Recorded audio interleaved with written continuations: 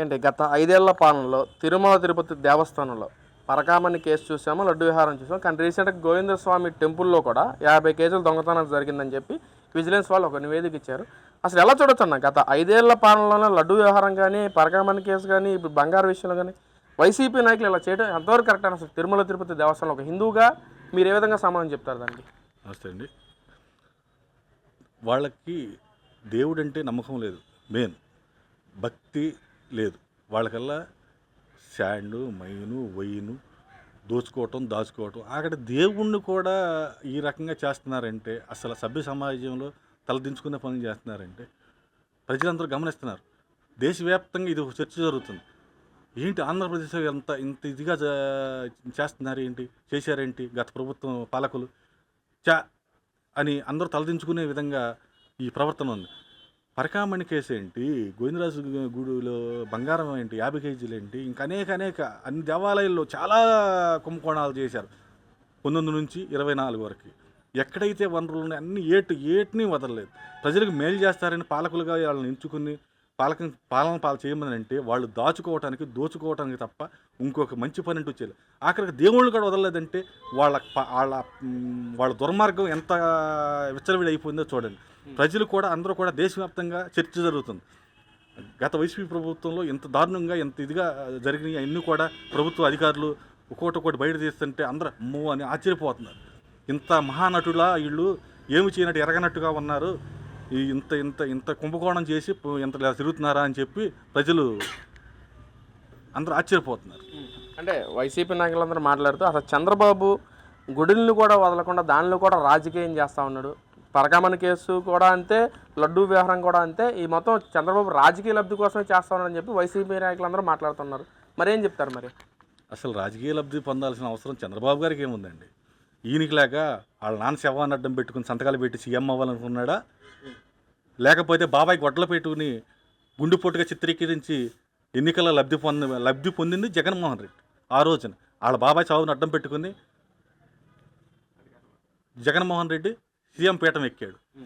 ప్రజలకి ఏదో మంచి చేస్తానికి మంచికోకుండా అందరిని ప్రజలు పైకెక్కి నెత్తి మీద టప్పి అని గుద్దితే ఇవాళ 11 సీట్లు పరిమితం చేశారు. ఇంకా సిగ్గు లేకుండా మాట్లాడుతున్నారు. వాళ్ళు చేసిన తప్పులని బయటకు వస్తున్నాయని ఏదో ఉనికి కాపాడుకోవాలి, దొంగ అన్నట్టుగా చిత్రీకరిస్తున్నారు తప్ప ఇంకోటి కాదు. వాళ్ళు చేసినవి అన్నీ కూడా ఒకటి అన్నీ కూడా బయటకు వస్తున్నాయి. చంద్రబాబు గారికి ఏం అవసరం, లోకేష్ గారికి ఏం అవసరం, పవన్ కళ్యాణ్ గారికి ఏం అవసరం, మోదీ గారికి ఏం అవసరం? రాజకీయాల్సింది వాళ్ళు నిజాయితీగా నిబద్ధతగా ప్రజల్లోకి వెళ్తున్నారు. స్వచ్ఛందంగా ప్రతి ఇంటికి వెళ్తున్నారు. ఇవాళ ఉన్నారు పెన్షన్ ఇస్తాకి ఇంటికి వెళ్తున్నారు. ఇంటికి వెళ్ళి కూర్చుని అమ్మ నీ బాధ్యత ఏంటి, సాధ ఏంటి అని ప్రతి గ్రామంలో అందరినీ పంపిస్తున్నారు. నాయకులు ఏంటి, ప్రజాప్రతినిధులు అందరూ అధికారులు వెళ్తున్నారు తెలుసుకున్నారు. నువ్వేమైనా చేసావా? అంతకుముందు నీ ప్రభుత్వంలో నీ అధికారులు కావచ్చు, నీ నాయకులు కావచ్చు, ఎవడన్నా ఇంటికి వెళ్ళి ఏం చేశారో ఏంటి అని అడిగారా? ఎంతవరకు వాలంటీర్లను కూడా పెట్టి దోసుకున్నారు. అంతేగాని ఇదంతా కూడా ఒక దుర్మార్గమైన ఆలోచన చేస్తా ప్రతిపక్షం అంతా కూడా రోధేస్తుంది. వాళ్ళ ప్రతిపక్ష హోదా కూడా లేదు. ప్రజలు తిరస్కరించారు. అయినా కూడా మేము అంటే వాళ్ళు కేసుల నుంచి మళ్ళీ డైవర్షన్ పాలిటిక్స్ చేస్తున్నారు అంతే తప్ప ప్రజలు అంతా కూడా గమనిస్తున్నారు. వాళ్ళకు ఇప్పుడు వచ్చిన 11 సీట్లు కదా, ఒక సీటు కూడా గెలవకుండా ఇదైపోతారని ప్రజలందరూ కూడా ఆశిస్తున్నారు. అంటే మీరేమో 11 సీట్ల నుంచి ఒక సీటు కూడా గెలవరని మీరు అంటున్నారు. కానీ వైసీపీ నాయకులేమో మ్యాజిక్ ఫిగర్ 88 దాటితే ఒక్కొక్కటి అంతా చూస్తాము, వచ్చాక ఎవరిని వదిలిపెట్టం, మా మీద అన్యాయంగా ఎవరైతే కేసులు పెట్టారో వాళ్ళు ఎవరిని వదిలిపెట్టమని చెప్పి కూడా వైసీపీ నాయకులందరూ మాట్లాడుతున్నారు. జగన్మోహన్ రెడ్డే మాట్లాడుతున్నాడు, నేను వచ్చాక ఒక్కొక్కటి మామూలుగా ఉంటుంది, జగన్ 2.0 వస్తారని చెప్పి కూడా మాట్లాడుతున్నారు. మీరేం చెప్తారు మరి? జగన్మోహన్ రెడ్డి అంటేనే నేర చరిత్ర గల నాయకుడు. ఆయన అంతా రక్త చరిత్ర, నేర చరిత్ర గల నాయకుడు. ఆయన పదవిలోకి వస్తే ఏమైనా ఉంటుందా? రాష్ట్రం అల్లకొల్లాలం అయిపోతుంది. ఇప్పుడు చూస్తున్నాగా పుట్టినరోజు అంటే ఎవడన్నా పేదవాడికి ఓ దుప్పటం, బట్టలు, లేదా తిండి పెట్టడమో, బియ్యం ఇవ్వటమో, ఆర్థిక సాయం చేయడమో చేస్తారు. ఇదేంటంటే రెప్పని బ్యానర్ల దగ్గర తలకాయలు నరకటువంటి మోగజీవాలని రక్తాభిషేకం చేయటం ఏంటి? అసలు ఈ సంస్కృతి ఇప్పుడు వరకు మన భారతదేశంలో ఎక్కడ నేను చూడాల. ఎంతోమంది నాయకులు వచ్చారు, ఎంతోమంది ఇది అయ్యారు, కానీ ఎవరు కూడా ఎన్నో మంచి పనులు చేశారు, ఎంతో మంచి పేరు తెచ్చుకున్నారు. కానీ ఇలాంటి సంస్కృతి ఎవరు పోషించాల? ఎవరిని భయపెడుతున్నాడు? అధికారులను భయపెడుతున్నాడా? మేము వస్తే మేము అంచు వస్తామని ఎవరిని అంచు వస్తారు? నువ్వు తప్పు చేస్తే చూస్తూ ఊరుకోవాలా? నువ్వు లక్షల కోట్లు దెబ్బేస్తే ఊరుకోవాలా? ప్రజల ఆరోగ్యం పాడు చేస్తే నేను ఊరుకోవాలా? కల్తీ ముందు లెక్కర తీసుకొచ్చి ఇంకా దేవదేవుడు ఆస్తులు కొట్టేస్తే ఆయన బంగారం ఆయనకు వచ్చిన విరాళాలు కొట్టేస్తే ఊరుకోవాలా? ప్రసాదాల నెయ్యిలో కల్తీ నెయ్యి ఇచ్చేసి ప్రజల మనోభావాలను దెబ్బతీస్తే ఊరుకోవాలా? ఏంటి ఏం ఊరుకోవాలా? నువ్వు చేసే అన్ని దొంగతనాలను, రౌడీజాలు, నారాచకాలు, ఎంతమందిని చంపాలా నువ్వు? నీ ప్రభుత్వం ఎంతమంది బీసీ, మైనార్టీ, ఎస్సీ, ఎస్టీ, బడుగు బలహీన వర్గాలు ఎంతమంది చంపేసా? ఎంతమంది ఊరుకోవచ్చా? మాస్కు లేదన్న పాపానికి ఒక సుధాకర్ డాక్టర్ గారిని పిచ్చవాణి చేసి చంపేశావు.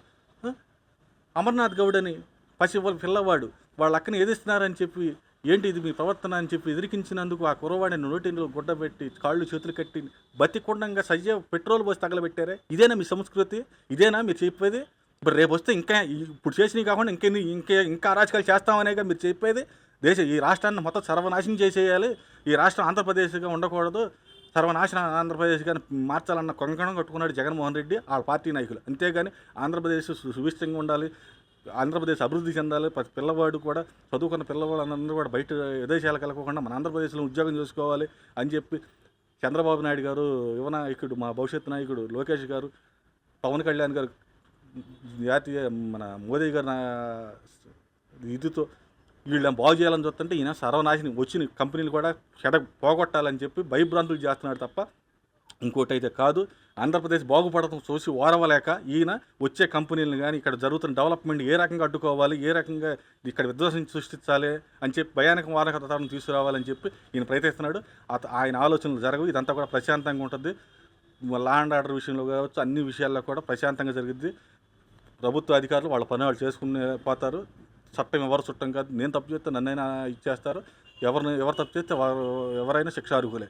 ఎవరైనా కూడా మనకి అవకాశం ఇచ్చారు ఈ 5 ఏళ్ళు పాలన చేయమని. అంతేగాని దోచుకోవటానికి మనం అక్రమార్జన చేయడానికి ఎవరిని మనం చేయటానికి మంచి చేయాలి చేతనైతే, లేకపోతే మానేయి. అంతేగాని దుర్మార్గం, దోపిడీ చేయకూడదు. ప్రజలు కోరుకునేది మంచి ప్రభుత్వం. ఇదే మంచి ప్రభుత్వం అని అందరూ మెచ్చుకుంటున్నారు. ఈ తెలుగుదేశం పార్టీకి 30 సంవత్సరాల వరకు ఎన్డీఏ కూటమికి డోకా లేదు. ఈ వైసీపీ నాయకులు పెయిడ్ బ్యాచ్ అన్ని అరాచకాలు, ఎన్ని కుట్రలు, ఎన్ని తప్పుడు వార్తలు సృష్టించినా తెలుగుదేశం పార్టీకి కానీ ఎన్డీఏ కూటమికి కానీ వచ్చిన నష్టం లేదు. ఆ ప్రజాబలం ఎప్పుడు కూడా చంద్రబాబు గారికి ఉంటుంది. చంద్రబాబు గారు నిరంతరం ప్రజల్లో తిరిగే మనిషి. జగన్మోహన్ రెడ్డి లాగా పరదాలు కట్టుకుని ఎవరు రోడ్ల మీద రాకోకుండా ఆంక్షలు పెట్టుకుని ఈ నాయకులు ఇప్పుడు ఉన్న ఎన్డీఏ ప్రభుత్వ నాయకులు అలా చేయరు. వాళ్ళు ప్రజల్లో తిరిగే మనుషులు. ప్రజలు ఎక్కడుంటే అక్కడికి వెళ్తారు. వాళ్ళ రిస్ట్రిక్షన్ లేకుండా ప్రజలతో మమేకమై ఉంటారు.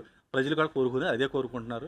ఈ జగన్మోహన్ రెడ్డిని ఎవరు కోరుకోవట్లా. ఆ పార్టీ నాయకులను కూడా ఎవరు కోరుకోవట్లేదు. వాళ్ళు అన్నిట్లో ఫెయిల్ అయిపోయి ఇవాళ ఏదో ఉనికి కోసం బురద జల్లే ప్రచారం చేస్తున్నారు తప్ప ఇంకోటి అయితే కాదు.